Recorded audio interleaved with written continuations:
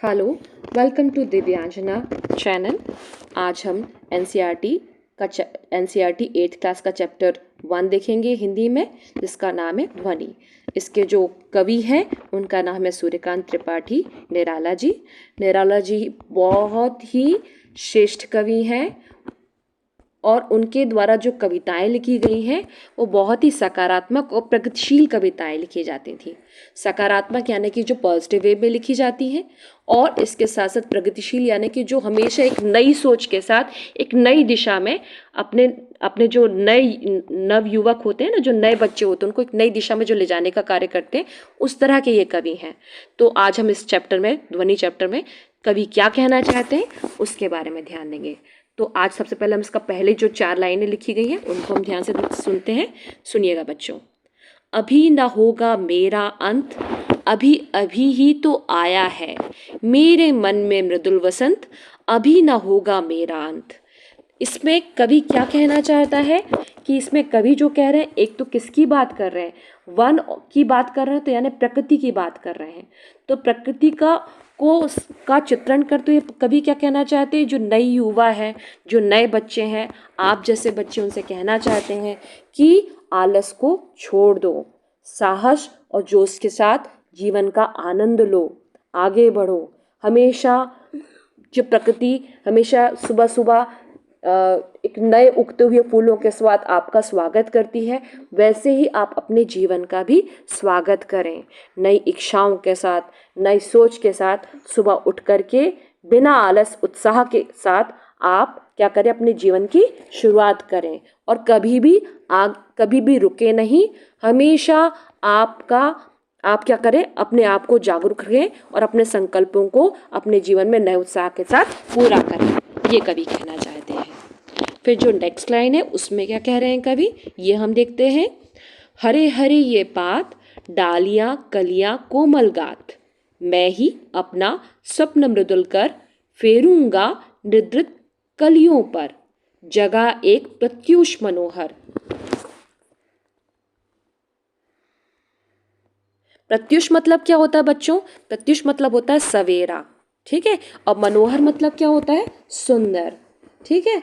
कलियां, कलियां यानी कि क्या होती है, वो छोटी छोटी जो कली होती है ना, जो फूल बनने से पहले जो कली होती है, उनकी बात की जा रही है। डालियां, आपको पता ही है कि डालियां क्या होती है, ब्रांचेस हो गई। कोमल गात, कोमल गात यानी कि जो कोमल मनोभावों को लिए रहते हैं, सपने, उनके स्वप्न, मृदुल सपनों की बात हो रही है।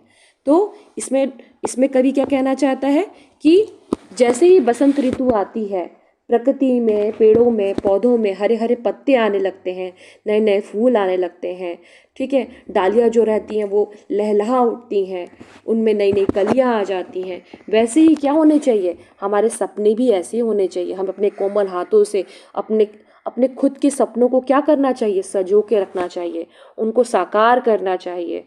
जैसे प्रकृति एक पूरे वातावरण में उत्साह के साथ रोज एक नया सवेरा, एक नई किरण लेकर के आती है, वैसे ही हमको भी अपने जीवन में नई किरण के साथ क्या करना चाहिए, अपने उद्देश्यों को पूर्ण करना चाहिए। और हमेशा कोमल हृदय के साथ हमें क्या होना चाहिए, आगे बढ़ करके अपने सपनों को अपने हाथों में लेकर के पूरे उत्साह के साथ अपने जो मनोहर स्वप्न है उनको पूर्ण करने में अपना पूरा अपना उद्देश्यों को पूर्ण करना चाहिए, ठीक है। ये कवि कहना चाहते हैं। अब इसके बाद जो नेक्स्ट पंक्ति है उसमें कवि क्या कहना चाह रहे हैं, पुष्प पुष्प से तंद्रालस लालसा खींच लूंगा मैं, अपने नवजीवन का अमृत सहर्ष सींच दूंगा मैं। इसमें क्या क्या तंद्रालस मतलब क्या होता है कि जो अलसाई नींद होती है ना बच्चों की, एकदम से सोकर के सब उठते हैं तो वो ना बच्चा सोता हुआ रहता है ना जागता हुआ रहता है, तो वो अलसाई नींद होती है। उसका मतलब तंद्रालस मीन्स होता है अलसाई नींद। लालसा यानी कि किसी चीज का लालच होना, ठीक है। और नव यानी तो नया होता है, और अमृत यानी क्या होता है, अमृत तो आपको पता ही है, ठीक है। इसके अलावा क्या होता है, सहर्ष यानी कि सहर्ष रूप से उसको स्वीकार कर लेना, मतलब उसमें किसी तरह से कोई चीज तरह की इनकार ना करना। तो इसमें क्या कहना चाहते हैं कभी कि युवा पीढ़ी जो कि अभी तक सोई हुई है, ठीक है, आलस ने जिसको घेरा हुआ है, ठीक है। और आलस के लालच में क्या है, मैं चाहता हूं कि वो आलस के लालच को क्या कर ले, दूर कर ले, उनको दूर कर दूंगा। मैं युवा पीढ़ी को क्या करूंगा, एक नए जोश उत्साह से भर दूंगा। उनके जीवन की जो वास्तविकता के अमृत से क्या कर दूंगा, मैं भर दूंगा। वो सहज उसको स्वीकार करने के लिए तैयार हो जाएंगे। ठीक है ना।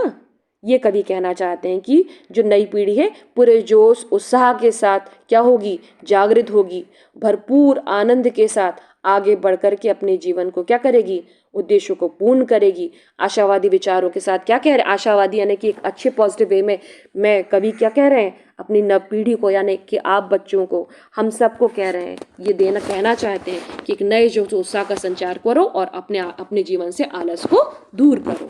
फिर जो नेक्स्ट पंक्ति में कवि क्या कहना चाहते हैं, द्वार दिखा दूंगा फिर उनको, है मेरे वे जहां अनंत, अभी ना होगा मेरा अंत। यानी कि वो इसमें कवि कहना चाहते हैं कि मैं क्या करूँगा, मैं जैसे प्रकृति हमेशा उदाहरण दे करके प्रेरणा देती है, वैसे ही मैं क्या करूँगा, ठीक है, वैसे ही मैं क्या करूँगा कि मैं उन सभी को रास्ता दिखाऊंगा, सही रास्ता दिखा दूंगा ताकि वे एक सही रास्ते पर चल सकें। ठीक है, इस तरह से जीवन का कभी अंत नहीं होने दूंगा। मैं चाहता हूँ कि युवा पीढ़ी क्या करे, उत्साह और जोश के साथ जीवन का आनंद ले, अपने उद्देश्यों का जब तक पूर्ण ना कर ले तब तक वो अपने जीवन का अंत कभी ना सोचें। एक आशावादी क्या करें, एक पॉजिटिव वे के साथ वो आगे बढ़ें, अपने संकल्पों को पूर्ण करें, अपने सपनों से दूर ना होकर उसको जागृत करें और अपने आलस को दूर करके एक नए जोश और उत्साह के साथ क्या करें, अपने जीवन का क्या करें को आगे बढ़ाएं। थैंक यू सो मच बच्चों।